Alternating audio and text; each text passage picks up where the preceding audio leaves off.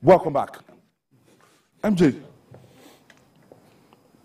DSS, they've apprehended this Abdulmumin Otaru, a suspect mastermind, and then Abu Mikdad. Abu Mikdad, that's his stage name, his operation name, like Anini that time.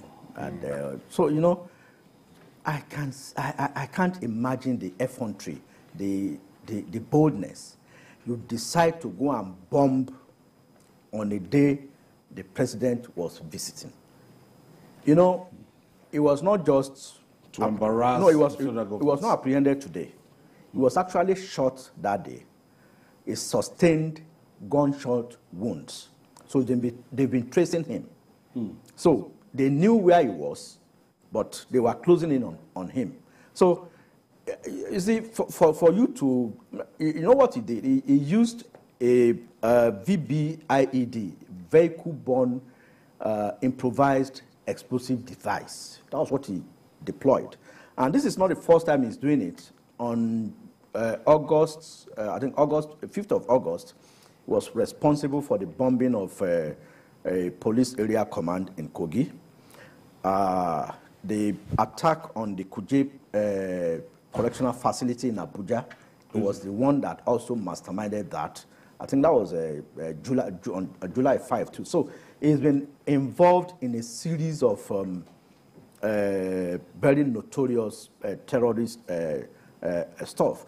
And also recall the kidnap and killing in Ajaokuta, that ceramic industry, where one India was killed and 5 expatriates were kidnapped on August 5th. They were released on 31st of August. He was also responsible, according to reports by the DSS. So he is a very, very notorious terrorist of the ISWAP group.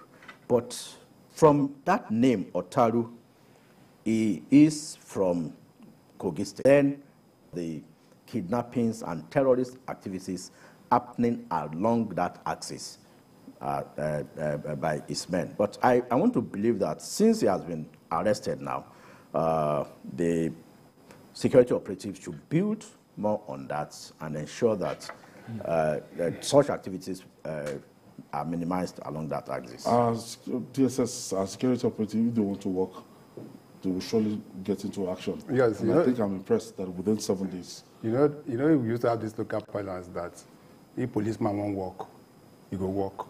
You know, you used to say it, and more so, you just came back from US, I'll still use that. The last thing you ever do in the US is to kill a policeman or a security agent. They will follow you with their last blood.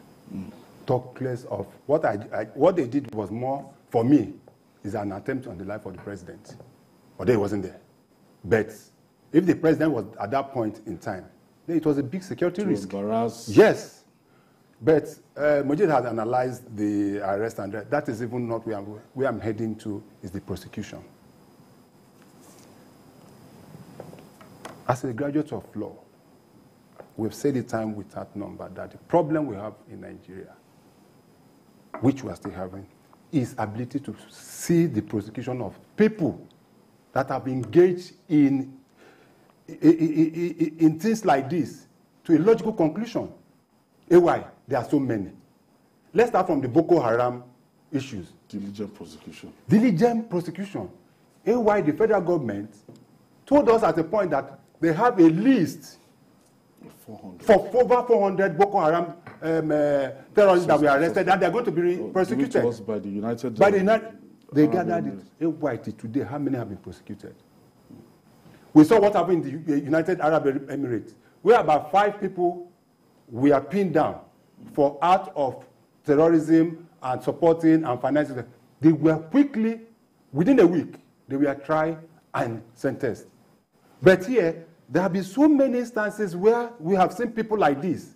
The last, and the media doesn't help. We don't help the matter as well. Because I will tell you that at the end of this week, within the media, we've forgotten this. and we focus on others. We don't go back to fast check and see some of this, where are some this development on the how, when are they going to prosecute that? So yes, I am very happy that they've been arrested and the sweetness with which they are arrested. But the question we ask ourselves, what next?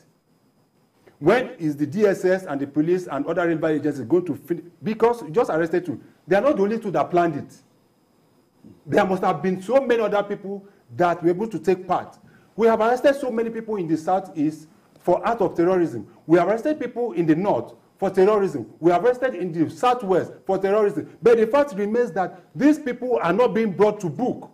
Just yesterday, 2 days ago, in the United States, a woman was executed for murder. We have so many people that have been sentenced to death in our prisons, and we are not doing anything about it.